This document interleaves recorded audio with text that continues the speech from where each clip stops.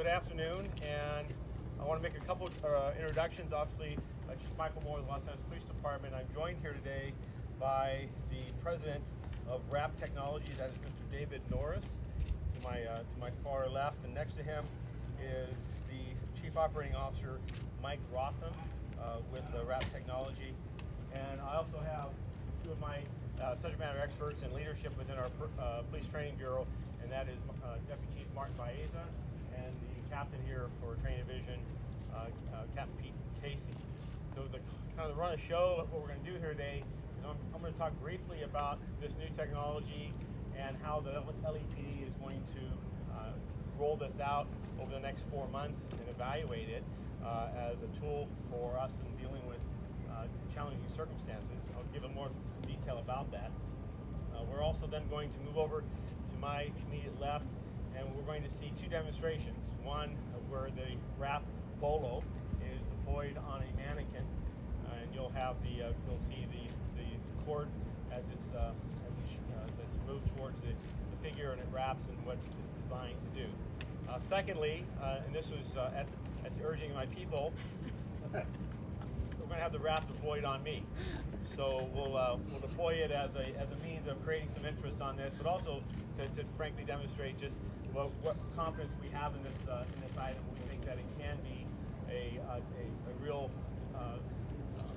pivotal point for us in challenging circumstances to allow officers and individuals who were attempting to take into custody an opportunity to lessen the risk of injuries to all parties involved. And that's really what this is about, is that in the last several years, the department in its efforts to improve and build upon the trust of communities has sought technologies and training and techniques that allows us to deal with very, very often challenging and difficult circumstances that place our people in peril, as well as risky situations for individuals themselves. And how could we provide our best tools and best options so officers would not have to resort to force, particularly deadly force, in overcoming these dangerous circumstances. I'm proud of the work of LAPD in this field. We're a leader in law enforcement where we have shown over the last 5 years decreases in the instances of us resorting to the use of deadly force. Last year in 2018, for example, we deployed or used deadly force 33 times out of more than 1.7 million encounters and more than 100,000 arrests. And that figure, those 33 instances, which was 11 fewer than the year before, was the second lowest number of officer-involved shootings in more than 30 years. This year, as I stand here today, we have had 26 officer-involved shootings, and that number was 31 last year. So we have seen a continued reduction in the use of deadly force, and I believe that is a direct consequence of these added tools and added training and responsibilities that we've given our officers.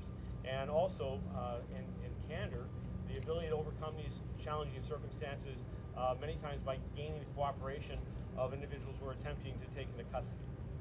So approximately a year ago, last January, the Police Executive Research Forum joined with us in a nationwide symposium here in Los Angeles, where we spent the day talking about use of force and talking about what tools and what training, what techniques were available in the police field, and also to challenge the industry, both the research and design industry as well as academia, to find new ways and to find emerging technologies that could allow the police department to go out and, in doing a very, at times, difficult and challenging job, a technique and something as an alternative to more traditional work. So with that, I'm really proud of Bolo Technology stepping into that conversation. The Bolo technology as a non-lethal device is, and you'll see here today, it's a handheld item that is deployed. Thank you. That is deployed by an officer, a single use, by pointing at an individual who is dangerous for us to approach. The person may be threatening us with physical violence. He may have, or she may have, a stick or some type of a knife. And the officers, rather than having to resort to going hands-on or having to resort to greater levels of force, have a standoff ability where they can deploy this WRAP and it will, much like a boomerang, will wrap around the individual's extremities and prevent the individual from moving, and cause the person to, if they are to try to move and move towards the officer or present a risk to someone else, with their legs tied together, they'll fall to the ground. And that'll allow the officers, again, to not to have to resort to such things as bean bags, 40 millimeters, or in the most perilous of circumstances, actual deadly force itself. The deployment of this, we believe, in our testing to date, offers very little risk of any type of injury to the individual in which it's deployed on. The 8-foot cords that are expelled from the device simply just wrap around the extremities. They have hooks, if you will, that tag onto an individual's pants or other clothing that through that momentum we're able to cinch up, if you will, much as you would see lassoing a small calf or other individual. So this device is not meant to be used in instances in which people are running from us or necessarily running towards us. What it does allow us to do, though, is when there's distances of 15 to 25 feet, as officers attempting to gain the cooperation of individual and one unable to early on in that conversation and that dialogue, rather than officers having to resort to a greater level of force, they simply deploy this device, and this device will allow us then to take the next step, which is approach the individual without the individual's ability, again, to use their extremities. Lastly, we think that much like the taser and the beanbag and other tools that we have, we know that there will be failures. No item, no use of force tactic, no use of force tool is 100% effective all the time. But we do believe that as a responsibility to support our people and help them go through these difficult circumstances, that giving those added tools is going to allow us to seek better outcomes in the instances in which they do have these type of individuals who are combative, who are refusing to cooperate, and who pose a danger by us approaching further. Lastly, before we do the demonstration, we have about 200 of these devices. They are going to be deployed in all 21 of our area stations. We're currently training our personnel. We have about 150 personnel that have been trained to date. It's a 4-hour course, 2 hours in a classroom setting, 2 hours of actual application. And we'll continue that training, and this training will also include our men and women, our personnel in SWAT, because we know that there's instances in which in their deployments that this will be a tool that they can bring in their arsenal to help us safely resolve these challenging circumstances. So if you're available, what we'll do is we'll do these 2 demonstrations, and then we'll come back and we'll certainly take questions, myself, my staff, as well as the leadership from WRAP Technology. And then after this, also Deputy Chief Martin Baeza will provide the Spanish media with a Spanish version of this presentation. And with that, I'll just caution you, everybody stays where they're at. They don't move towards. We're going to move you back behind that line there. If there's any type of emergency or something unexpected happens, just hold on to your camera and stand still. All right? Secondly, there is a 380 cartridge that's used in this as a gunshot. It is not. There's no risk to the individual this device is pointing at, but you will hear a round go off, and it is loud, so if you're sensitive to that, please just be mindful that that's about to occur. And again, we'll go through this relatively quickly. And with that, I'm going to ask. You can do that if you want. I'm going to introduce Sergeant Paul, and he's going to talk loudly and give you and talk you through this. All right, thank you. No. Just Because this is too far from there. I think you guys need to back up. What you're gonna do in that. Everybody's got to stay behind that second white line if you can. I know, but right now, like. Yeah, so you got to diagonal so that everybody gets. You got to back up. Everybody.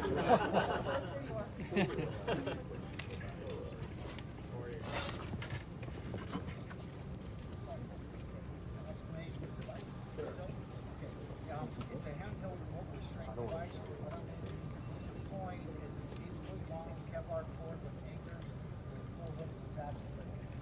When effective, it will actually go down range, and it will basically encircle the individual and impede the mobility of that body part. So I'm going to be aiming, for the purpose of this demo, I'm going to be aiming at the lower leg area. loaded. I'm going to make it ready. I'll give the commands that we're going to utilize. When I say BolaWrap, stand by, be ready, because it is a modified 380 blank that we're using as a propellant, so it will be loud, okay?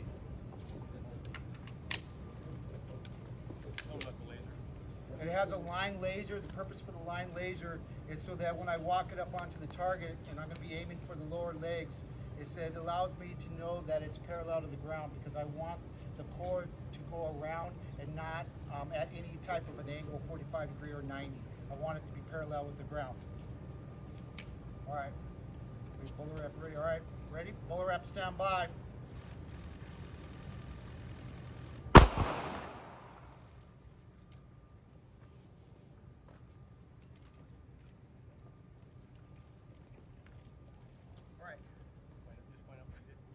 Okay, so it did go down at both anchors, made impact with the clothing. It requires the clothing for it to snag on so that it remains tight.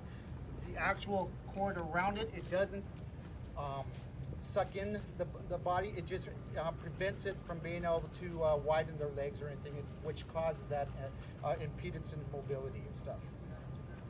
And we'll leave it like this for. So with this deployment, you have these barbs that could cause a slight injury to a person's legs, in which case we'll have a medical treatment with a rescue ambulance or a paramedic would be someone that would render an assistance, if you will, as far as the any putting Band-Aid on or that sort of thing. Not much. Probably gonna lose a good pair of pants on. Yeah. All right, so you could, can you step right here?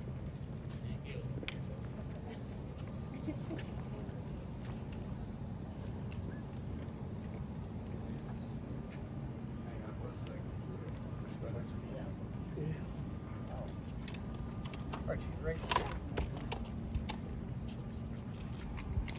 Are you nervous, Chief? Last words? Are you nervous? No, I'm fine. It's a professional. All right, we're ready. BolaWrap is ready. BolaWrap, stand by.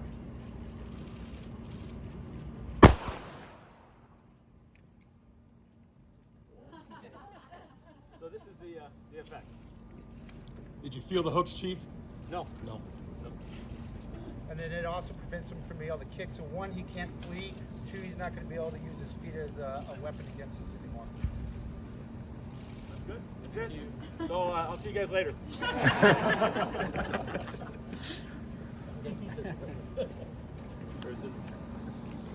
Scissors are the most important part of this project. There we go.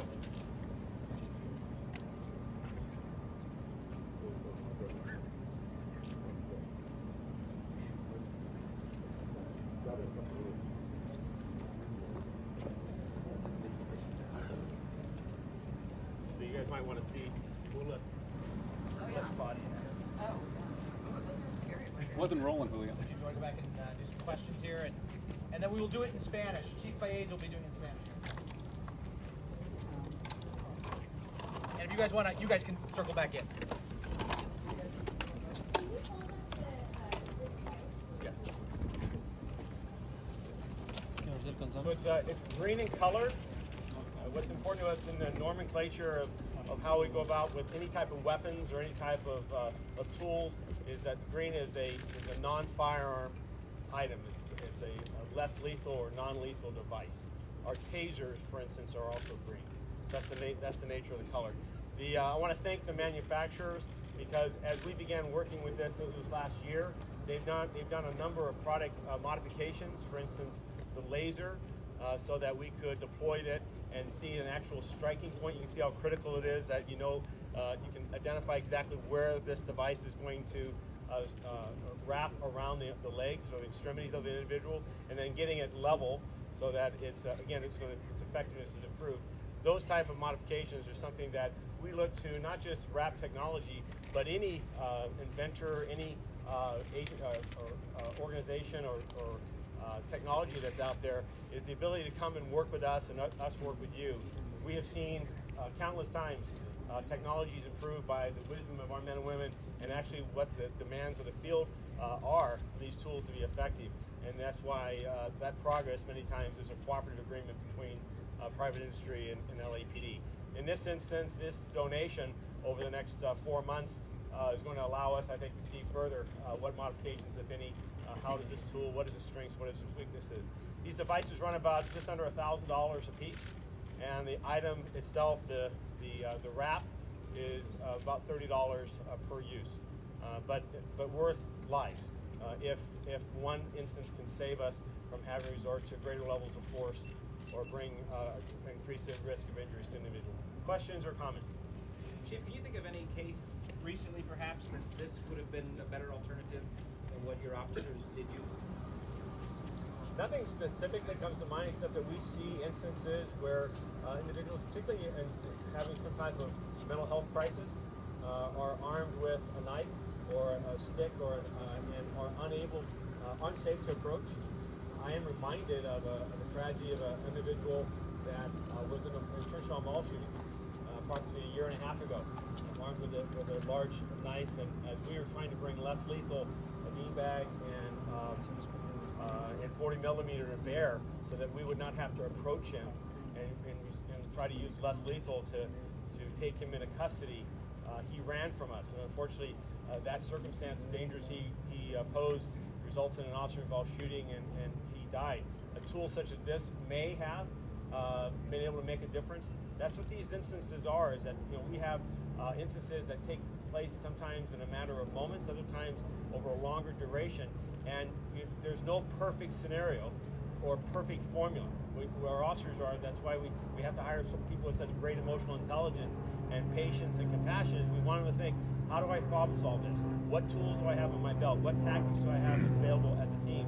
And how do we work to overcome this circumstance, protecting lives, and obviously reverence for human life is a guiding principle in everything we do, in regards to, particularly in regards to use of force. Chief, there's a lot of devices on the market. Was it about this particular device that made you feel it was worthwhile to try?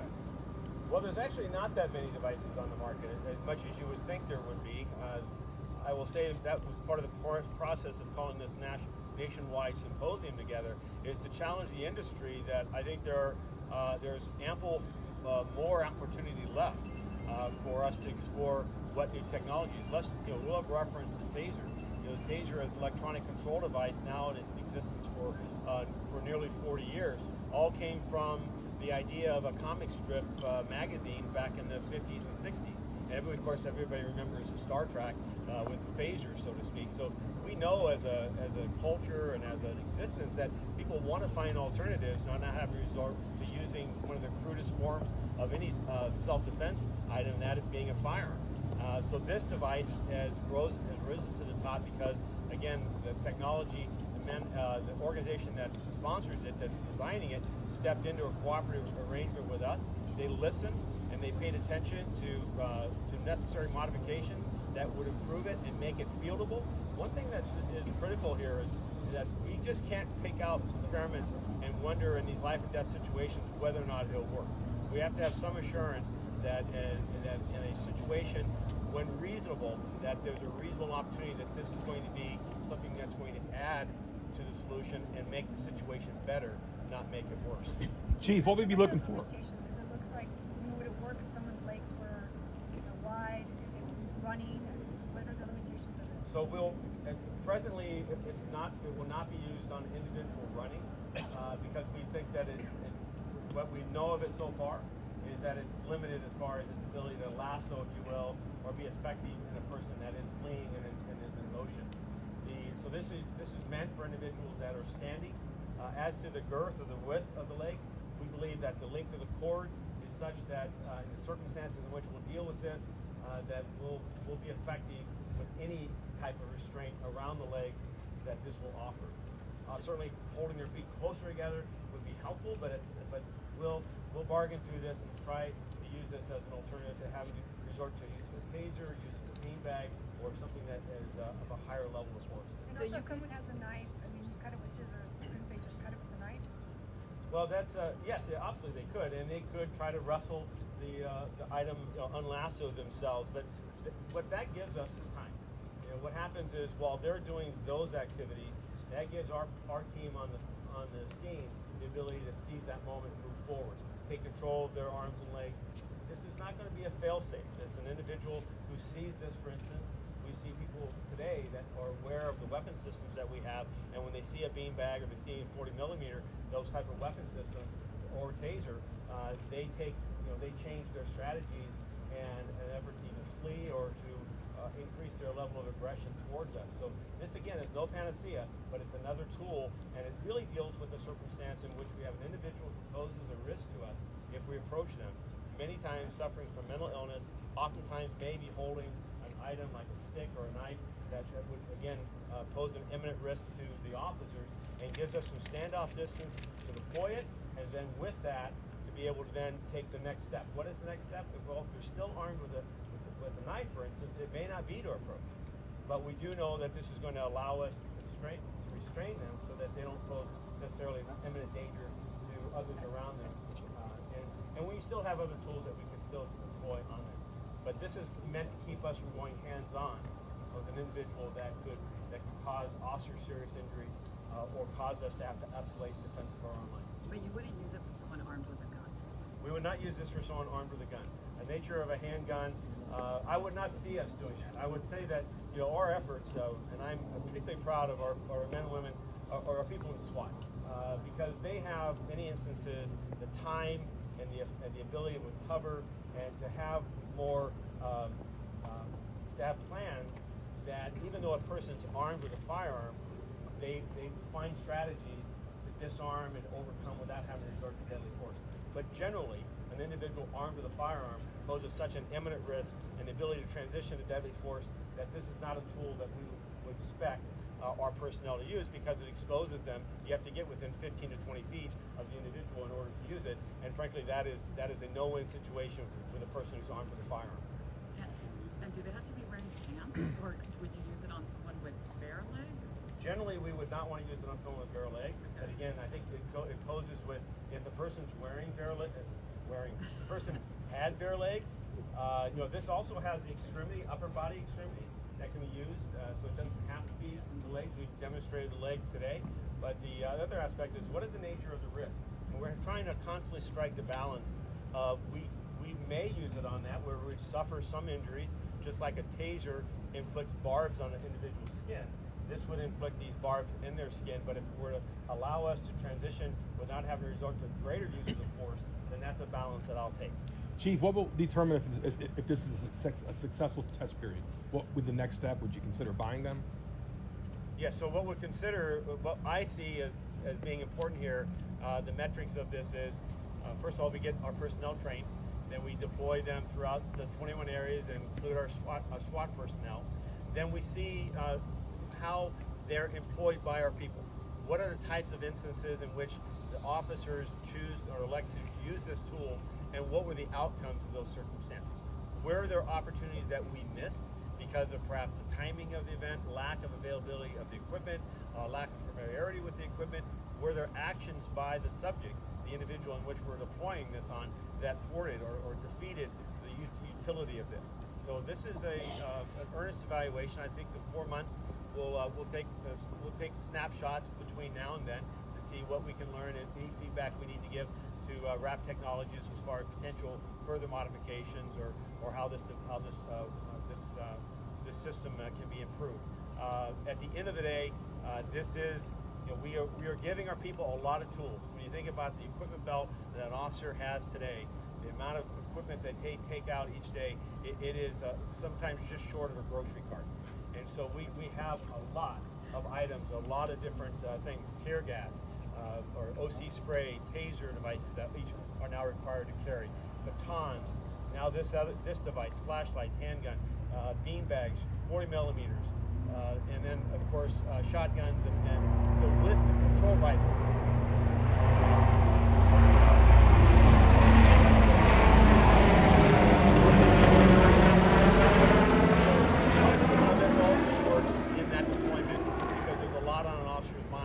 As they're trying to go out here and try to resolve this safely. We hear Please. Come on. Mike. Mike Rothans, Rothans. I'm the Chief Operating Officer for WRAP Technologies. What makes this product successful? You know, there's been a gap in policing for a long time when it comes to verbal commands and pain compliance tools. And agencies across the United States are looking for a different way of dealing with those people in crisis, those people in mental health crisis. And so this product came to market about 2 years ago, bringing it to police agencies across the United States as a different way of dealing with people in crisis, not hurting them, but rather restraining them, restricting their mobility and giving officers another opportunity to do something else other than using a pain compliance tool. What other departments are using it? There's about 100 agencies in the United States that have the device, none as large as the Los Angeles Police Department. Fort Worth, Texas, Sacramento, California, Fresno, Philadelphia PD, Minnesota, Minneapolis PD. So agencies across the United States, but none that are putting it to the test that have it.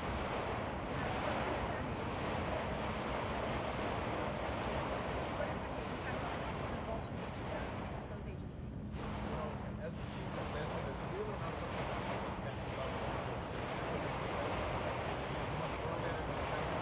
Yes, situations that can happen. You have to use those compliance tools. So it's really not meant to be used at that high level use of force. It's meant to be used for Would they lead to a reduction if they were able to deploy it sooner? the agencies that have used it, right, have found that it's reduced their level of force that they've had to use. They haven't had to use a significant level of force after the use of the device. So do you track that? Do you track which agencies use it, how often, and how successful? The information that the agencies are providing us back, we do track. That's correct. I mentioned how long have that they been as this is rolled out, that you're getting better and better at building these things and finding new ways that work for officers. Can you just describe how a rollout with an organization the size of the LAPD could help you really take this to the next evolutionary Well, step? you know, I don't need to tell you how progressive LAPD is, how forward-thinking your chief is here. This gives us a lot of credibility to have an agency like this participate in testing our product. There have been a lot of agencies across the U.S. in about 17 countries. We're in 17 different countries with police departments, but none that have taken it to the extent that LAPD has. They spent over a year testing the device internally. That provided us some significant feedback. The chief had mentioned the laser. Originally, the laser was a trace laser, a dot laser. After testing with LAPD, we improved it to a line laser that provided better aiming for the officers. We changed the color of the device to match the other less lethal devices that LAPD carries. And so we took into consideration their suggestions and brought it to the level that it is today that we believe is the final product. However, when LAPD tests it in the field, if we have other changes that's going to make it better and safer for officers and safer for the public that we serve, then we'll make those changes as well. What's the market cost approximately for each device? The agency price? The agency price is about $925 for a device and $30 per cartridge. How long have they been tested in agencies? It's been out in the field for about a year and a half. But many of the agencies are testing 2, 3, sometimes 4. Fresno, I think, has 40 devices in the field. But as the chief had mentioned, he's going to have 200 devices in the field. Is this developed by a former law enforcement officer? Is that what I read? No, I'm a former law enforcement officer, but the development was made. It was made by an inventor by the name of Woody Norris in the San Diego area, and it was brought to him the idea of, can he create a device that would be a less lethal tool, a non-lethal device to restrict somebody's mobility to control their movement. So it was recommended and input from several retired law enforcement executives, but he's the one that developed the product to what it is today. Okay, thank you very much. We're going to have Deputy Chief Fires will be I available. have a question. What's the cost? How much are you already investing in this already? Because I saw something in the budget line. No, so right now this is currently being done on a manner of a donation by WRAP Technologies as they're doing this review and as we're studying this device. We have a number of line items. Our less lethal budget currently is to outfit our officers with the